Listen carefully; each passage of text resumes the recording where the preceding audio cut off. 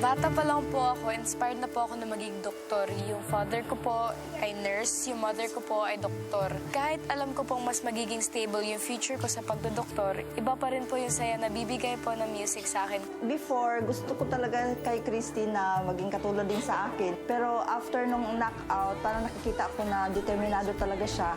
Yung journey ko po dito sa The Voice Teens ay isa sa magiging deciding factor kung ano po ang landas na tatahakin ko sa future.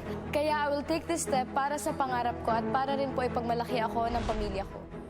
Ang pinili ko pong kanta para sa live shows ay Shine po dahil po inire-relate ko po siya sa passion ko for music. Kasi you're coming in like a ray of light. You have to convince everybody that that's how strong you're coming in. I will take this step para sa pangarap ko at para rin po ipagmalaki ako ng pamilya ko.